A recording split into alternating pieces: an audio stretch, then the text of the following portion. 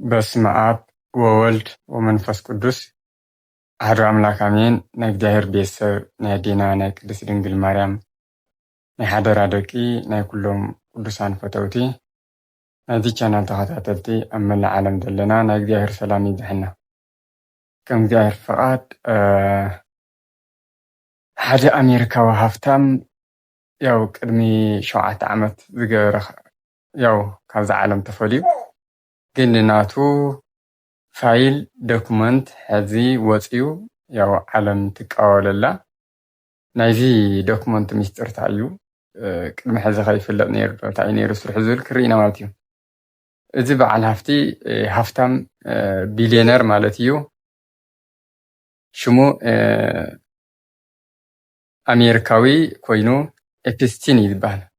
ኤፒስ ስለዚ ጀፈሪ ኤፒስቲን ብጣዕሚ ብዝሕዝን ኣብ ንግዲ ህፃናት ዝተሰማረ ዝነበረ እዩ። ግን ድማ ብምስጢር ይሕልውዎ ነይሮም። ምክንያቱ ምስ ብዙሓት ሰብ ሃፍትን መራሕትን እውን ርክብ ስለ ዝነበሮ እቲ ዘሕዝን ህዚ ኣነጋጋሪ ኮይኑ ዘሎ ዓለም እቲ ሕብረተሰብ ስለ ዝሰምዖ እዩ። እቲ ሕብረተሰብ ብጣዕሚ ሰምዒዎ ዶክመንት ወፅዩ ኣሎ። እቲ ዶክመንት ድማ ሕሰብዎ መራሕቲ ሃገር ዝኣኽሉ ኣብኡ ተሳትፎ ከም ዘለዎም እዩ ተጋሊፁ ዘሎ ማለት እዩ። ስለዚ ብንግዲ ህፃናት እቶም ህፃናት እንታይ እዮም ዝኾኑ? እንታይ እዮም ክግበሩ? እንታይ ኢልና እቶም ህፃናት ይድፈራ፣ ይድፈሩ፣ ይሽየጡ፣ ኣካላቶም እቲ ኣካላቶም ዝበሃል ዘድሊ ድማ ከም ንኮላሊት ዝኣመሰለ ይሽየጥ ማለት እዩ። ስለዚ ዓለም ለኻዊ ኮይኑ እዩ ዝንቀሳቀስ ነይሩ ማለት እዩ። እቲ ድርጅት እዚ ኤፕስቲን ዝመርሖ ወይ ድማ ሒዝዎ ዝንሄ። ስለዚ እዚ ሰብ እዚ በዓል ሃፍትን ኣሜሪካዊ እዩ። ምስ መራሕቲ ርክብ ኢልና ዝተረኸበሉ ናይ ስድነት ፋይል ድማ እቲ ፋይሉ 3.5 ሚልዮን ፋይል እዩ ህዚ ወፅዩ ዝንሄ ተረኺቡ። ብምሉእ እቲ ዝሰርሖ ዝነበረ ጉድ ምስቶም ሰብ ሃፍቲ ናይ ኣሜሪካ ምስቶም መራሕቲ ናይ ኣሜሪካ ምስኣቶም ኮይኑ ዝሰርሖ ዝነበረ እዩ ወፅዩ ዝንሄ። ንሱ ጥራሕ ኣይኮነን ናብ ዝተፈላለዩ ሃገራት እውን እናተንቀሳቐሰ ብዙሕ መታወዒ ነገር ይወሃቦ ነይሩ ማለት እዩ። እዚ እንታይ እዩ? ሃፍታም ስለ ዝኾነ። ሃፍታም እንተኮይንካ ኩሉኻ እኮ እዩ ኩሉ ይድግፈካ፣ ፖለቲከኛ ይፈትወካ፣ መራሒ ይፈትወካ፣ በዓል ሃፍቲ ይፈትየካ። እቲ ሃፍቲ ግን ብምንታይ መፅኡ እዩ?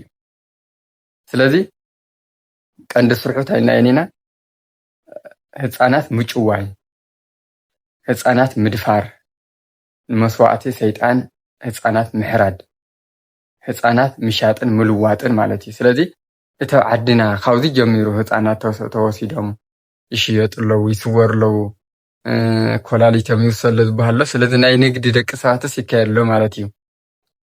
ቁልዕ ኮይኑ ዳ ፋብሪካ ወፂዎ ንዓለም ጋህደ ይኹን እምበር ካብ ሕድሕድ ዓለምሲ እናተመንጠልካ ሰዋሪኻ ዘይፍለጥ ናብዞም ሰብ ሃፍቲ እዚኦም ኣብ ዓለም ዘለዉ ናብኣቶም ኢኻ ተኣቱ ማለት እዩ ብካልእ ይበሃላ። ስለዚ እዚ ሰብ እዚ ብህፃናት ብምድጋድ ዝሃፍተመ እዩ። ንክትዛረቡ ዘሕፍር ማለት እዩ። ሰብ ክፍትም ከሎ ሰሪሑ ሸቂሉ ለዊጡ ንደቂ ሰባት ድማ ፅቡቅ ነገር ዝሓስብ ንዝተሸገሩ ዝረድእ ክኾን ከሎ እዩ።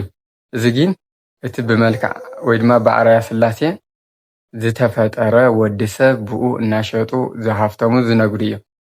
ስለዚ ነስተውዕሉ ሃፍቲሲ ከመይ ኢሉ መፂ ኢልና ይንደነቕ ማለት እዩ። ስለዚ ሃፍቲ ብሕማቕ ይመፅእ ብፅቡቅ ይመፅእ። እግዚኣብሔርካ ሕግኻ ተኸቲልካ ተምፅእ ሃፍቲ ኣሎ ናይ እግዚኣብሔር በረከት ረድዮ ዘሎ ካብኡ ተዘይኮይኑ ድማ ብመናፍስቲ ዝመፅእ እውን እየ ማለት እዩ ከምዚ።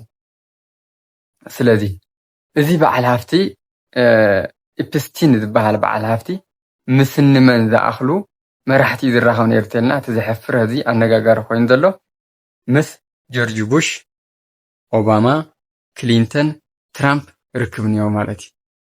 ኣብቲ ንሪኦ ዘለና ርኢዎ ሕሰብዎ ንውወት እንግሊዘኛ እዚ እዩ ተነጋጋሪ። ስለዚ ናይ ኣሜሪካ መራሕቲሲ ክንደየናይ ዝኣክል ኣብ ስድነት ኣብ ዕውልና ይነብሩ ከም ዝኾነ እዩ ዘረድእ። ምክንያቱ ኣብ ኣሜሪካ መራሒ ክኾን ዝኽእል ሃፍታም እዩ እምበር ብእምሮኻ ብሕሊናኻ ተወዳዲርካ ናብ መሪሕነት ክድይብ ከምኡ ኣይኮነን ብሃፍቲ እዩ። ግን እቲ ሃፍቲ ብምንታይ መፁ ተልና ግን ሓደ መደንገፅ ነገር ዝንሄ ማለት እዩ።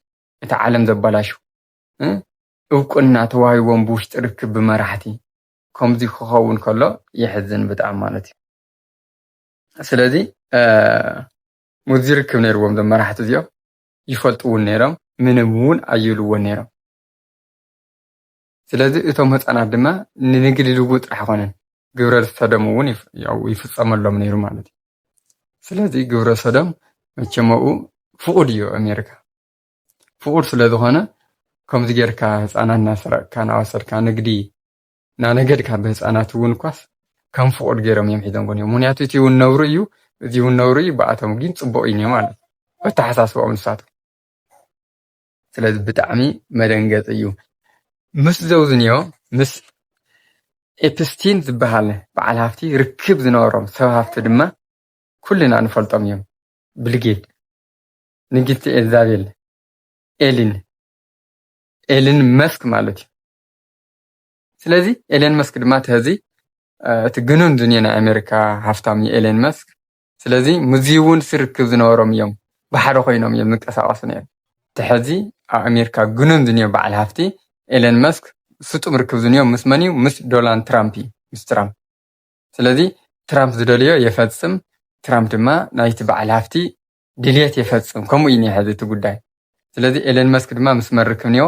ምስ እዚ ጀፈሪ ኤፕስቲን ዝበሃል ብጣዕሚ ብንግዲ ደቂ ሰባት ህፃናት ዝነብር ምስ እዩ ነይሮ። ስለዚ ዝሃፍቶምስ ብኸመይ ይመፁ? ስለዚ ኣብ መፃፅኣ ሃፍቲ ሳ እዩ ኣሜሪካ ንምንታይ ጉዕዙ ዝኾነ ፀረ እግዚኣብሔር ኣካይዳ ትኸይድ እንተኢላ ብመራሕቲ ይኹን ብሰብ ሃፍቲ ምስ ግዕዝይና ርክብ ስለ ዘለዎም እዩ። በዚ መሰረት ዝፋይል ወፅን እዩ። እዚ ፋይል ብጣዕሚ መደንገፂ እዩ፣ ብጣዕሚ መደንገፂ እዩ። ዓለም ኣነጋጋሪ ኮይኑ ኣሎ ብብዙሕ ነገር እቲ ወፂ ዝኒአ ፋይሉ ብጣዕሚ ቫይራል ኮይኑ ኣሎ። ብዙሕ ህዝቢ እውን ኣነጋጋሪ ኮይኑ ኣብ ቁጣዕ እውን እቲ ክንደይ ደቁ ተሰዊርዎ እዩ ተጨዊዎም እዩ ማለት እዩ። ስለዚ ኣብዚ ክንርድኦ ንኽእል እዚ ጀፈሪ ኤፕስቲን ዝበሃል ዓማፂ ኣብ ልዕሊ ህፃናት ብ2019 ኣቆፃፅራ ፈረንጂ ማለት እዩ ሽዑ ናብ እስሬት ኣትዩ ን6 ወርሒ ዝኣክል ተኣሲሩ ኣብ እስሬት እናሃለወ እዩ ሞይቱ። ያው ኣማውቱ ብክልተ ነገር እዩ ዝንገር። እቲ ሓደ ሚስጥር ንኸየውፅእ ባዕሉ ሞይቱ ንባዕሉ ቀቲሉ ዝብሉ ኣለዉ። ካሊእ ድማ ሚስጥር ንኸየውፀሎም ኣቕቲሎምዎ እውን ዝበሃል ወረ ወይ ድማ ዝበሃል ሓበሬታ ነዮ ማለት እዩ። ካብ ክልቲኡ ሓደ እዩ ዝበሃል። ብዝኾነ ግን ብዙሕ ዓለም ዘጥፍእ ወለዶ ዝሕምስ ወሊድካ ደቅኻ ናብይ ይኸዱ ኣለዉ ኢልካ ኳስ ንኽተጠራጠር ዝገብር ስራሕቲ ብታ ምዕብልቲ ዝበሃል ሃገር ኣብኣ ክትርኢ ከለኻ እዩ እቲ ዘሕዝን። ስለዚ እዚ ግዕዝይና እዚ ድማ ብዓለም ደረጃ ኣብ ኩሉ ሃገራት ይካየድ ኣሎ ማለት እዩ፣ ይካየድ ኣሎ።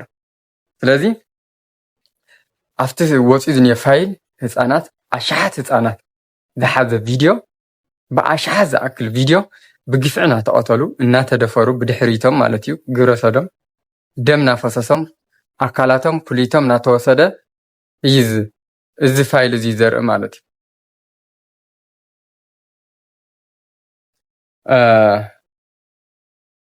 እዚ ምስ እዚ ኤፕስቲን ርክብ ዘለዎም መራሕቲ ከምኒ ጆርጅ ቡሽ ንቆልዓ ከም ዝዓመፁ ድማ እቲ ፋይል ወፅን እዩ። ባዕሉ እቲ መራሒ ናይ ኣሜሪካ ዝነበረ ኮይኑ ንህፃን ወድስ ዓሚፁ ደፊሩ ግብረ ሰዶም ብድሕሪቱ። ስለዚ እዚ ክደፍር ከሎ እቲ ህፃን እውን ኣይኮነን ቀቲሎምጎ ሞይቱ እዩ፣ ኣካሉ ድማ ተሸይጡ እዩ። እዚ ፋይል እዚ ዝወፅእ ዘሎ ሕድሕድ ብጣዕሚ ኮ እዩ ዘሕፍር። እንኳን ንመራሕትስ ሕሰብዎ እሞ ኣብታ ራሰብ ክኾን ከሎ ነፍስኻሲ ቅፍፍ እዩ ዝብላ እሞ ከዓ ወዲሰብ ግብረ ሰዶም ማለት እዚ እዩ። ስለዚ ኣሜሪካ ግብረ ሰዶም ኣብ ዓለም ንክትስፋሕፋሕ እትገብር ዘላ ሓንቲ ሃገር ካብተን ዘለዋ ሃገራት ሓንቲ እታ ቀዳመይቲ እያ። ኣብ ዓድና ከምኡ ይሕሰብ እዩ፣ ኣብ ካሊእ ሃገራት እውን ከምኡ ይሕሰብ እዩ። በተለይ ኣብ ሓንቲ ኣፍሪካ ሃገርማ ሓገዝ ገንዘብስ ኣይንበክና ኢሎምጓ ተዘይፈቒድክ ግብረ ሰዶም ተባሂሉ። ኣና ድማ ምስቲ ባህልን ሃይማኖትን ኣይፍቀድን ግን ይስፋሕፍሑ ኣለዉ እዮም ወለዶ ህፃናት ንኸጥፉ ካልእ ሕሉፍ ሓሊፉ እቲ ካሪክለም ትምህርቲ ናይ ኢትዮጵያ ገና ካብ መዋእለ ህፃናት ጀሚሩ ህፃናት ባዕሎም ንባዕሎም ስድነት ንኽላመዱ ከምኡ ዘተባብዕ መፂኡ ነይሩ እዩ ናይ ኢትዮጵያ ደጓትር ፅዒሮም ምስ መራሕቲ ሃይማኖት ተራኺቦም ንሕብረተሰብ ድማ ደቅኻ ከይሰዱ ናብ ከምዚ ዓይነት ትምህርቲ ተባሂሉ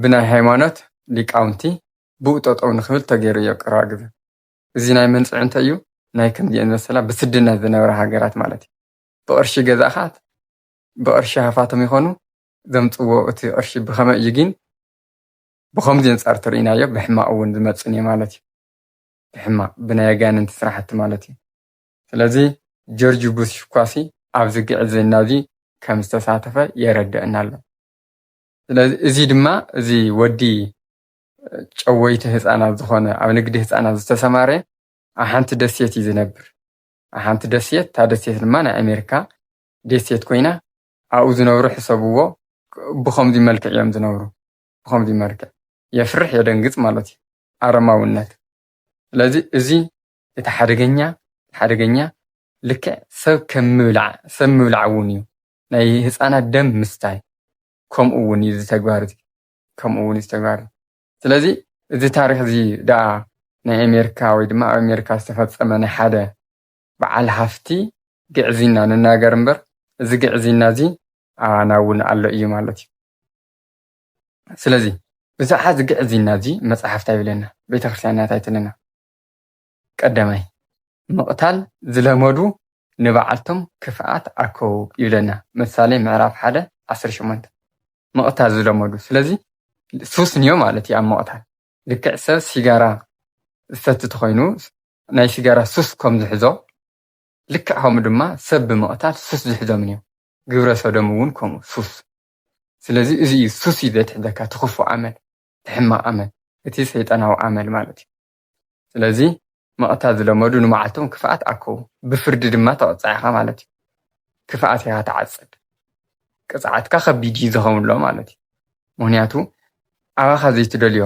ነገር ኣብ ሰብ ትፍፅሞ ተኮይንካ ከቢድ እዩ ማለት እዩ ካልኣይ እግሮም ንተንኮል ይጎይ ደም ንኸፍስሱ ይፈጥኑ ሰብ ንምቕታል ይመኽሩ ጉስቁልናን ምንቅጥቃጥን ኣብ መንገዶም ኣሎ ይብለና ኢሳያስ ምዕራፍ 59 ቁጥሪ 7 ቁጥሪ 3 ጋድሪኤል ብምውቃዕ ብምቕታል ንኩሉ ሰብ ዘምሃረ ሰይጣን እዩ ሄኖክ ምዕራፍ 19:19 እዚ ዝኽፉእ ሰይጣን እዚ ጋድሪኤል ይበሃል ምቕታል ይኹን ምውቃዕ ይኹን ክፉእ ተግባር ኩናት እዚ ዘምሃረ እዩ ማለት እዩ ጋድሪኤል ራዓይ ድማ ካብቲ ክፉእ ልቢ ክፉእ ሓሳብ ከም ምቕታል ምንዝርነት ዝሙት ምስራቅ ብሓሶት መምስካር ፀርፊ ይወፅእ ማቴዎስ 15:19 ስለዚ ልብና መዝገብ እዩ ማለት እዩ ናይ ምንታይ መዝገብ ወይ ናይ ፅቡቅ ወይ ናይ ክፉእ ተኮይኑ ያው ምቕታል ካብቶም ክፉኣት ተግባር ሓደ እዩ ስለዚ ህፃናት ዝሸጡ ዘለው እቲ ክፉእ መዝገብ ስለ ዘለዎም እዩ እዚ ክፉእ መዝገብ እዚ መጀመርያ ኣብ ዲያብሎስ እያ ኣመንጭዋ ዲያብሎስ እንታይ ኢሉ ሓሲቡ ኣዳምና ሄዋን ንኸስሓቶም ካብ ገነት ንኸውፅኦም ሓሲቡ ቀፂላ ድማ ካብ ወዲ ኣዳም ዝኾነ ቃኤል ኣብ ልዕሊ ሓው ኣብኤል ምቕታል ተፈፂማ ማለት እዩ ስለዚ እታ ሽዑ ዝነበረት ናይ ዲያብሎስ መንፈስ ሕዚ እውን እኒኣ ማለት እዩ ብዝተፈላለየ መልክዕ ጨንፈር ኣውፅያ ኣብ ሂወት ኣብ ማሕበረሰብ ኣብ ናብራ ኣብ ጉዕዘና ንሪኣ ኣለና ማለት እዩ ሓምሻይ ድማ ኣወዳት ድማ ንባህሪኦም ዝግብኦም ኣንስቲ ገዲፎም ነንባዕሎም ብፍትወታቶም ተቃፀሉ ኣወዳት ኣብ ልዕሊ ወዳት ነውሪ ገይሮም ብስሕተቶም ዝግብኦም ፍርዲ ድማ ተቐበሉ ሮሜ ምዕራፍ 1 ቁጥሪ 27 እዚ ድማ ግብረ ሰዶም ማለት ሓደ እቲ እግዚኣብሔር ዳካ ጓልን ወድን ኢሉ ዝፈጠረና ብስነ ስርዓት በቃል ኪዳን ቤተክርስትያን ተመሪዕኻ ዝግበር መርዓኻ ወፃእ እትገብሮ ወዲ ኣብ ልዕሊ ወዲ ጓል ተነስተይቲ ኣብ ልዕሊ ጓል ተነስተይቲ ኮይኑ እዚ ግብረ ሰዶም እዞም መራሕትን ሰባፍትን ድማ ግብረ ሰዶም ኣብ ልዕሊ ህፃናት ዝፍፅምሉ ስለዚ ንዓለም ዘተራምስዋ ዘለው ዒዋሉ እዞም መራሕቲ እዚኦም እዮም የተሓሳስበና ኣሎ ይብሉ ካብ ሓንቲ ሃገር ኩናት ብውሽጢ ይውልዑ የተሓሳስበና ኣለዉ ናሉ ብዲፕሎማሲ ድማ ይመፁ ካብ ዝደለይዎ ምስ ረኸቡ ከምዚ ተካይዳ እቲ በዓል ሃፍቲ ብልጌት ዝብሉ እንኮ ኣብቲ ኮሮና ግዜ ወፂኡ ዝነበረ ሓበሬታ ኣብ ዓለም 26 ሚልዮን ህዝቢ ጥራሕ ክነብር ኣለዎ እኮ እዩ እዚ ታይን ምቁፅፃር ክምችም ማለት እዩ ስለዚ ግብረ ኣውና ዝበሃሉ ባዕልኻ ንባዕልኻ ምርካ እዚ ባዕሉ ግብረ ሰዶም እዩ ምስ ጉዝ ኣካላት እትገብሮ ርክብ ግብረ ሰዶም እዩ ተመሳሳሊ ፆታ ምስ ትገብሮ ርክብ ግብረ ሰዶም እዩ ዓለም ህዚ ንዓንፀ ዘኣዚ ከሎ እዚ እዩ እቶም መራሕቲ ናይ ዓለም ዝበሃሉ ሓያላን ሃገራት ኣብ ዝበሃላ ዝነብሩ መራሕቲ ሃገር እውን ኳስ ተግባሮም ንሪኦ ዘለና እዚ እዩ ዓለም ትርምርምስ ትወፅእ ዘላ እውን በዚ እዩ ማለት እዩ ስለዚ ናይ ሓንቲ ሃገር መራሒ ዝተቐደሰ እግዚኣብሔር ዝፈርሕ ተኮይኑ ህዝቡ እውን ዝተቐደሰን ዝተባረኸን እዩ ዝኸውን ግን ሓደ መራሒ ዝወፅእ ካብ መን ይተልናዮ ካብ ሕብረተሰብ እዩ ስለዚ ሕብረተሰብ እቲ ዋና ምንጪ ፍልፍል ናይቲ ወለዶ ሕብረተሰብ ወለዲ ስለ ዝኾኑ ወለዲ ድማ ቅድሚኣ ክህነፁ ኣለዎ ማለት እዩ ዝግባእ ዘሎ ትክክለኛ ስለዚ ክንጥንቀቕ ኣለና ምንም እኳ ኣብዚ ኣብ ምድሪ ሓበሻ እናንበል እምበር እዚ ህፃናትካ ናይ ጨወካ ዝግበር ዘሎ ግዕዚና ወይ ድማ ብካልእ ባህላ ህፃናት ይውሰዱ እሞ ክንዲዚ ሚልዮን ቅርሺ ሃቡ ይበሃል ኢሉ ኢሉ ድሓር ግን ናብ ካሊእ ክቕየር ማለት እዩ እቶም ህፃውንቲ እውን ይቆትልዎም ኣሎ ስለዚ እዚ ሓደገኛ መርዛም ኣካይዳ ስለ ዝኾነ ብጥንቃቐ ክንሕዞ ኣለና ክንጥንቀቆ እዩ ዝግበአና ማለት እዩ ኣምላኽና እግዚኣብሔር ድማ ሰላሙ ክገብረልና ስለዚ ነዚ ቻናል ሓደሽቲ ዝኾና ኩልና ሳብስክራይብ ንግበሮ ብካሊእ መንገዲ ክስካዕ ዝመፅእ ድማ ናይ እግዚኣብሔር ሰላም ምስ ኩላትና ይኹን ወስብሐት ለእግዚአብሔር ወለወላዲቱ ድንግል ወለመስቀሉ ክቡር ንዘለዓለም ኣሜን